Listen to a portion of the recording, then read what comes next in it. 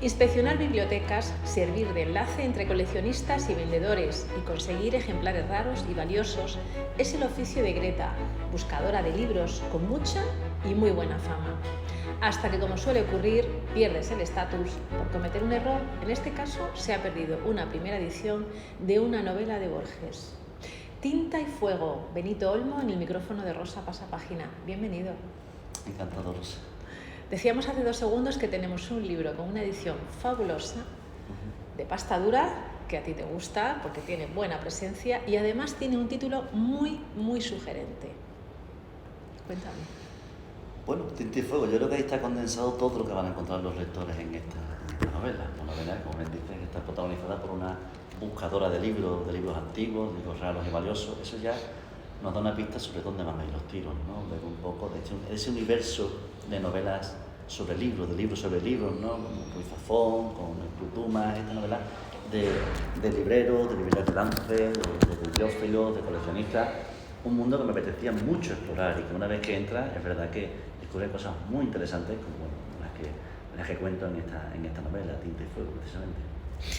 Benito, eres también un autor de novela negra, dirías sobre todo, ¿te gusta el thriller? Sobre todo novela negra, y de hecho es donde me manejo con más soltura porque es lo que me gusta leer. Al final somos lo que leemos, ¿no? Y yo como autor leo mucha novela negra, es lo que leo desde que tengo uso de razón. Y para mí esto ha sido un cambio porque Tinta y fuego no es novela negra como tal, es una novela, se podría decir que es una novela de aventura, aunque un buen amigo me ha dicho que no utilice esa etiqueta porque en las librerías ya no hay libros de aventura, no, hay histórica, hay thriller, ¿no? Pero no hay libros de aventuras, ¿no? Y yo creo que esto se asemeja un poco más a esta novela de aventuras de Sandokan, de estos libros antiguos. Bueno, sí que es verdad que quien me lee, quien me conoce como autor de novela negra, va a ver mucho de novela negra, mucho de thriller, de bajo fondo, que también se retratan en Tinta y fuego. Me lo llevo a mi terreno también, ¿no? De hecho, arrancas con lo siguiente, dices: lo apuñaló sin saña, pero con firmeza, sin que pudiera defenderse ni preguntar al individuo que se había presentado en el umbral de su casa quién era y qué diablos se le había perdido allí. Porque en esta novela, además de libros, que hay muchos, hay muerte por asesinato a individuos relacionados con ellos. Sí, porque de hecho este mundo bibliófilo mueve pasiones desaforadas, mueve muchas pasiones sin ser un mundo en el que la cuantía económica de los libros y de estos tesoros sea, en contadas ocasiones se hacen millonarios o se gana mucho dinero con el tema de los libros de segunda mano, de los libros usados. Hay muy pocas primeras ediciones, hay muy pocos libros especiales, pero cuando aparece uno, pues hay pasiones desmedidas, ¿no? Y luego, esto me ha permitido contar con bibliófilos de todo pelaje que me han contado muchas anécdotas y muchas historias. Gente que colecciona solo libros de cocina, gente que colecciona solamente libros intonsos. Hay coleccionistas que conocía uno que solamente leía libros que no hubiesen sido leídos antes por nadie, iba desde segunda mano y buscaba libros que estuvieran impolutos, que estuvieran perfectos. Otro coleccionaba libros dedicados, pero libros dedicados a otras personas. Iba a la librería y se veía un libro dedicado con cariño para no sé quién. Ese libro lo rescataba. No soportaba que ese libro, que tenía dueño en su día, estuviera allí, expuesto. Le parecía una falta de pudor absoluta. Entonces, cada vez que había un libro dedicado, se lo llevaba a su casa. Qué bonito. Y con esa tontería, sí. Digo tontería, entiéndeme, tenía miles de libros dedicados a otras personas diferentes en su casa guardados. Y me pareció una historia tan bonita que, bueno, no todo lo he podido meter en Tinta y fuego, pero es verdad que es un mundo muy curioso y muy bonito. A Greta le sale un trabajo muy apetecible, sobre todo porque tiene una carga económica interesante, porque es su mundo y porque tiene una parte de intriga y de búsqueda. Cuéntame. Bueno, a Greta le encargan encontrar una biblioteca perdida, una biblioteca robada durante la Segunda Guerra Mundial, un tema al que yo llegué casi por casualidad, porque un día, estando en casa, me saltó una noticia, creo que fue por Twitter, una noticia imposible de pasar por alto. Libro robado por los nazis es devuelto a una familia de Barcelona. Automáticamente digo, libro robado por los nazis, ¿cómo va a ser esto? Los nazis robaron el libro. Me fui a eso y me puse en contacto con esta chica, por supuesto, y bueno, estaban en su casa, recibieron un día una llamada de Berlín. Un tipo de Berlín, se identificó como Sebastian Finsterwalder, el que lleva el departamento de libros saqueados en Berlín. Le dijo que tenían en su biblioteca un libro que había pertenecido a su padre. ella dijo, mi padre murió hace tiempo, mi padre estuvo en Auschwitz, mi padre lo perdió todo, y dijo, pues tenemos aquí un libro infantil, con una fecha que era un libro de su padre de cuando era pequeño. Entonces, se le devolvió un libro, y ella me contó que ese libro le permitió conectar con una parte de su pasado que ya habían olvidado completamente.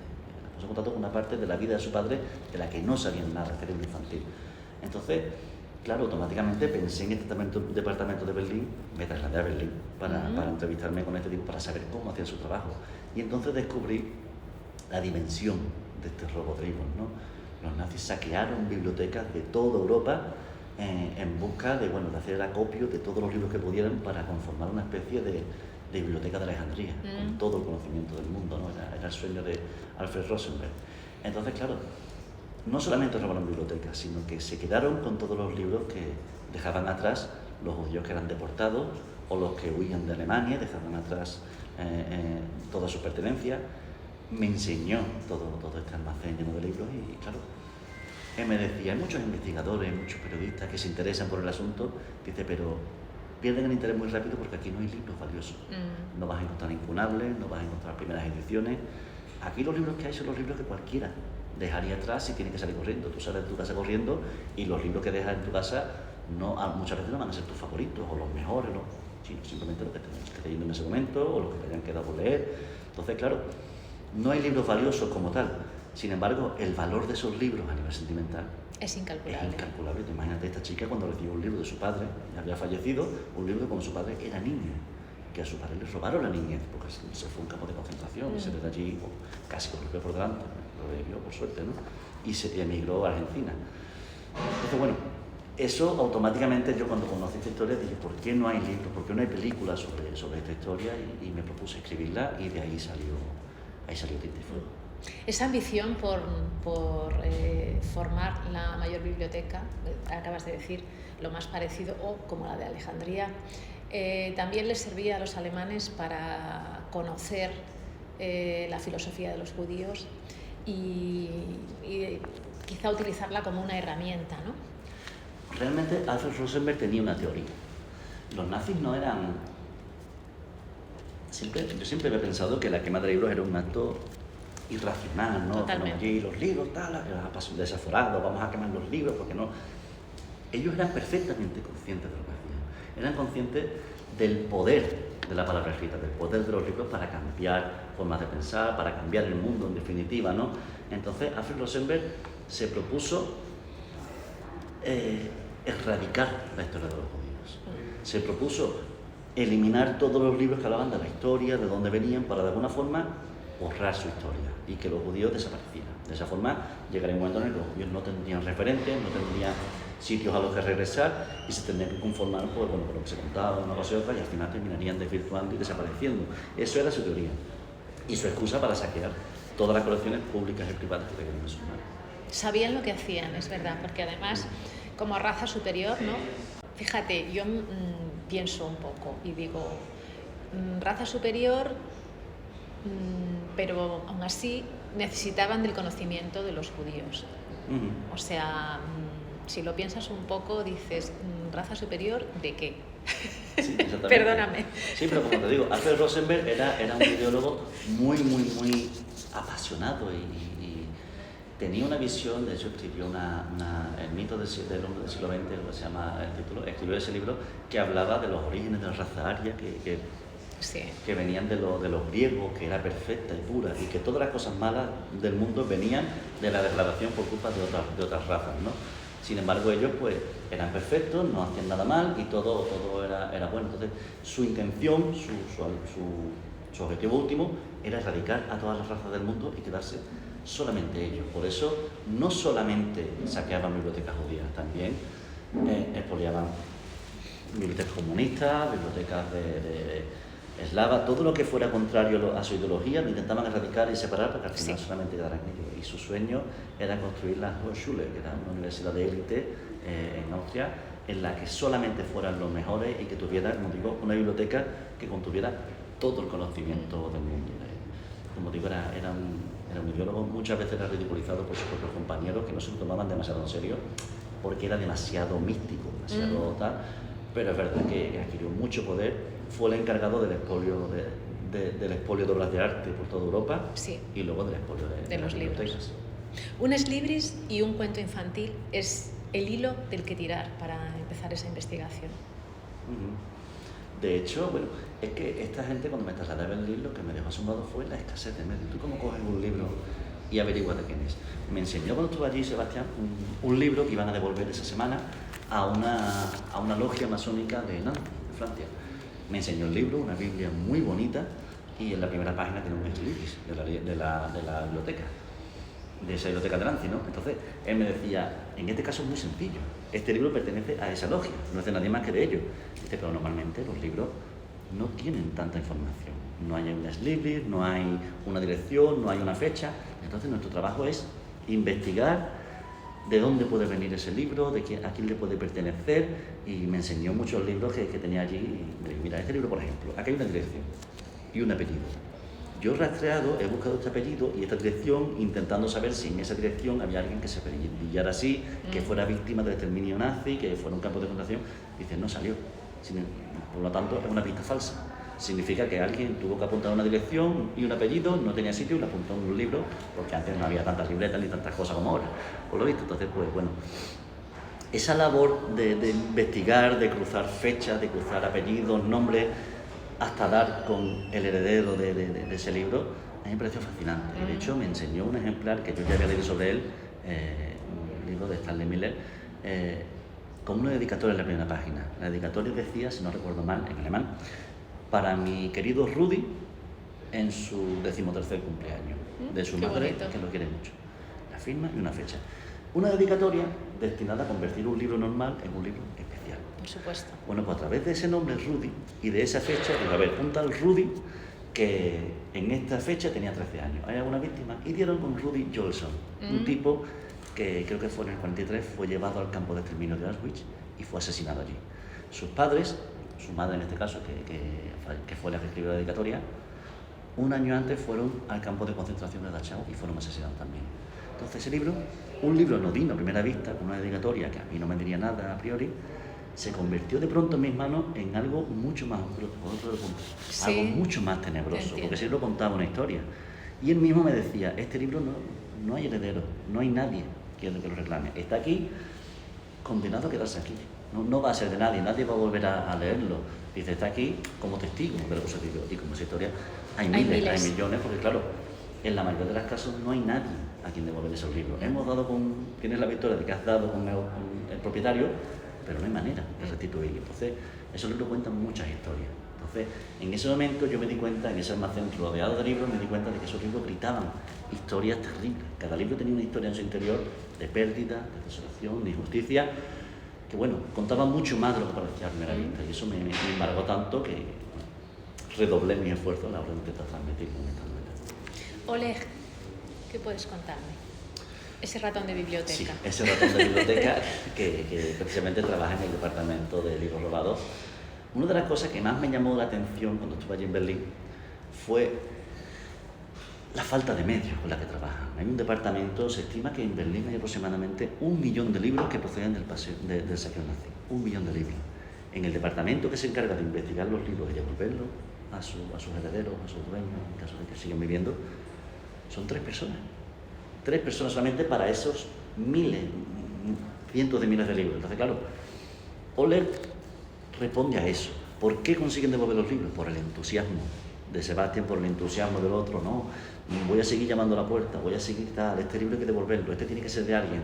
Pasar horas y horas peleándote para dar con un nombre que es un callejón sin salida la mayoría de las veces. Entonces, ese entusiasmo lo plasmé en Oleg, este personaje que tiene tanta pasión por lo que hace, tiene tanta fe en lo que hace, en su cometido, que se entrega al máximo, sin medios, sin un duro en el bolsillo, sin ayuda, sin apoyo institucional muchas veces. Era una de las cosas que me contaba Sebastián, que el departamento sigue en pie porque tiene ayuda estatal. Claro, claro. En el momento en el que se acaben las ayudas, desaparece el departamento y ahí le ponen a ordenar otros libros y ya está. Entonces, yo sé que a él le hace ilusión que suene su historia también en esta novela. Por supuesto que sí. Greta en esa búsqueda acaba encontrándose a sí misma. Parece una frase manida, una frase hecha, pero es verdad que cuando tú inicias una búsqueda, al final acabas sacando de ti cosas que no sabía que existían o conocimientos que no tenías. ¿Te ha ocurrido lo mismo a ti? Se podría decir que sí, porque he descubierto muchas cosas que me han hecho plantearme algunos aspectos de mi vida que antes no me planteaba. Por ejemplo, cuando los nazis saqueaban bibliotecas, por ejemplo, llegaron a Italia, llevaron 2 grandes trenes para saquear. Tú imagínate, cuando llegó el Comando Italia, invadió Roma, la tomó la ciudad a la fuerza, llevaron allí 2 grandes trenes para meter allí los libros de la biblioteca y llevárselos, ¿no?, enteros, ¿no? Rosina Rosani, la directora de la biblioteca, junto con un puñado de bibliotecarios, a escondidas, de noche, se metieron en la biblioteca y empezaron a llevarse libros. Lo llevaban a una sinagoga cercana y lo metieron detrás del muro, lo escondían en losas sueltas, lo escondían detrás de los armarios incluso, de una forma muy burda. Eso me hace pensar estás en tu ciudad, que ha sido invadida, te han echado de tu casa, has perdido amigos muchas veces, lo has perdido todo, estás en un país que de pronto ya no te pertenece. Y entonces piensas, pues los libros los voy a salvar. Y arriesgaron su vida, arriesgaron su integridad por salvar un puñado de libros, sabiendo que a lo mejor no iba a servir para nada ese esfuerzo, porque se iban a llevar millones de libros y esos 10, 20, 30 que ellos pudieran salvar no los robaron. Entonces, pues, eso me hizo plantearme qué hubiera hecho yo. Todos somos muy valientes, ahora viéndolo todo, pero tú imagínate estar en una ciudad que es la tuya, que te lo arrebatan todo, que pierdes a tu familia, que pierdes a tu gente, y dices tú, pues los libros no, pues los libros los voy a salvar porque son nuestros, porque nos pertenecen. Y es verdad que un libro no vale una vida, ningún libro vale más que la vida de un Pero ser hay humano. mucho conocimiento. Si no fuera por los libros... Exactamente, si no fuera por ese grupo bibliotecario, muchos de esos libros hubieran desaparecido para siempre. Los libros suelen ser visitantes incómodos que colonizan cualquier espacio. Me gusta esa frase. Yo colonizo todo mi espacio. A mí me hace mucha gracia la vida que tienen los libros. Sí. Porque, por ejemplo, tú ordenas tu biblioteca, tú la ordenas, voy a poner la biblioteca por colores, por ejemplo, ¿vale? Por decirlo. La pones, la ordenas, tal y cual. Seguro que un par de semanas más tarde miras la biblioteca y ves libros que no deberían estar. Ese que está ahí, porque está ahí. Y no sabes cómo, pero yo pienso que de noche salen y se como los de Toy Story, ¿no? Lo y lo mismo cuando los libros se reproducen con facilidad también. Tú pones un libro, yo en mi casa tenía un escalón que daba terraza y puse yo un libro un día, a este lo voy a dejar aquí y ya le buscaré un sitio. Cuando pasaron 3 o 4 días, había 7 libros en vez de 1. O sea, se reproducen. ¿Por qué? Sí. No pregunto por qué. Llegó mi chica y un libro, pues lo pongo aquí en lo de este. Yo cogí otro libro, lo puse también y al final se reproducen. Entonces, esa vida escondida, esa corriente subterránea que mueve la vida de los libros, me apasiona. Y está por encima de muchas cosas que hacemos nosotros, muy conscientes. Estratos, una pincelada de este personaje. Pues Estratos es un coleccionista, en el sentido más amplio y más escabroso de la palabra. El coleccionista capaz de cualquier cosa con tal de dar rienda suelta a sus pasiones. Yo he oído casos de bibliófilos que se han gastado auténticas fortunas en un ejemplar muy concreto y luego se han gastado otra fortuna en el mismo ejemplar para que el rival no lo tenga. Sí. En vez de uno cada uno, pues los 2 los tengo yo y así tú lo tienes. Sí, la ambición. Entonces, pues cosas como esa me han ayudado a perfilar a Estratos, un bibliófilo capaz de hacer cosas terribles con tal de llevar a cabo su pasión, ¿no? Que es el coleccionismo. Hemos hablado casi todo el rato de tinta. ¿Y el fuego? Yo me voy a Fahrenheit y a esa pira de libros que decías hace un momento, ¿no? Los nazis. Esa imagen que tenemos todos, lo que nos muestra es el desconocimiento que no es tal por querer quemarlo. Simplemente lo que tratan es de destruir tu filosofía de la vida, entonces anularte por completo. Claro, y al final el fuego como elemento destructor, ¿no? Exacto. Te confieso también una cosa que sucedió cuando yo estaba escribiendo esta novela. Hay bibliotecas que se queman en esta novela, sí. Hay librerías que salen ardiendo, hay fuego en esta novela. Sí, yo también hay libros que arden, hay libros que arden y los libros arden sospechosamente bien. Sí. Pero claro, también te cuento que yo nunca había visto un libro arder. No. Yo nunca he visto un libro quemarse. Yo tampoco. Pues ya lo he hecho. Fui a una barbacoa y quemé un libro para ver cómo era, para poder describirlo, para ver si era cierto esas mariposas negras que describe. Sí, que describe es verdad. Van mariposas negras que salen volando y se pierden para siempre, ¿no? Claro, eso me llevó primero a buscar el sitio, en el campo de no sé quién, que allí hay una parrilla y así no quemo la casa con el experimento. Luego, ¿qué libro qué? ¿Un libro que me haya gustado? No lo quiero quemar. Claro. ¿Un libro que odie? Tampoco, porque si yo quiero una imagen, pues no puede ser. Un libro mío me pareció lo más honesto, ¿no? Entonces, Y lo vas, iba a decir lo más bohemio, no sé. sí, lo más honesto. ¿Para qué voy a cambiar el libro de otra persona? Sí, no es mejor el justo, me tuyo. parece, para Sí. nadie, ¿no? Pues entonces cogí uno de mis viejos libros, de los primeros, lo coloqué y lo vi arder. Y lo vi arder y fue una sensación... Al aire libre. Al aire libre. Vi Bien. cómo ardía, vi cómo se plegaban los lomos primero, cómo después iban invirtiendo las páginas poco a poco. Es verdad que no ardió la primera, tuve que darle un poquito más de leña y luego ya sí que es verdad que fue una sensación rara, ambigua y como tal la describo en la novela, porque es verdad que en todas mis novelas yo solamente escribo sobre lo que sé. Yo no puedo escribir de algo que no sé, porque no sería honesto ni conmigo ni con los lectores. Y yo creo que se notaría, el truco se vería en cartón. Entonces, pues, como hay libros quemados, pues yo quemo un libro, soy culpable. Como amante de libros que eres y de librerías, yo me pongo un poquito a tu lado también. No sé si a tu nivel no he escrito este pedazo de novela, pero sí que amo los libros. Haces un homenaje especial a una librería en concreto, Manuel de Falla, Sí. en Cádiz. Además he leído, creo que puedo decirlo, que su dueño, porque los dueños de las librerías son personas muy, muy, muy especiales.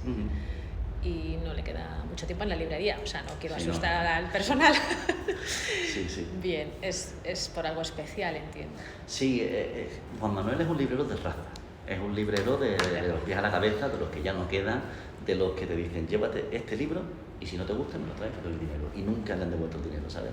Es un tipo que ha trabajado en varias librerías antes de recalar en esta y ser propietario de la librería Manuel de Falla.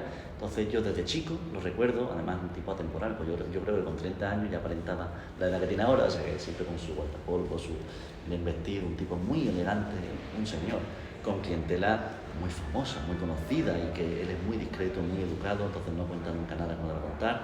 Yo cada vez que tenía que encontrar un libro raro, descatalogado, acudía a él y él me lo encontraba por arte de magia, porque tiene muchos contactos, ¿no? Y claro, este libro de raza se jubila este año. Se jubila este año porque me dice, el otro día estuve con él hablando, que no da para más. Me dice, si yo tuviera 25 años menos, la librería tendría 25 años más. Dice, porque me va bien, porque me gusta, me apasiona, yo no sé qué voy a hacer cuando no esté detrás del mostrador, pero no puede más y su salud está destinada. Entonces yo les rindo este pequeño homenaje en Tinta y Fuego, porque sé que dentro de unos meses esta librería va a dejar de existir como tal, va a llegar alguien, la va a coger, no va a ser, aunque sí que la llama Sofía, nunca va a ser la librería de Juan Manuel. Entonces yo le rindo este pequeño homenaje en Tinta y Fuego, un pequeño guiño que le hago, y bueno, es muy emocionante. Yo cuando se lo conté no se lo creía y ya le he dado el libro y estoy deseando que lo lea y me cuente realmente qué le parece. Pues le hará muy feliz. Pues Tinta y Fuego, Benito Olmo, un placer. Muchísimas gracias. Gracias a ti.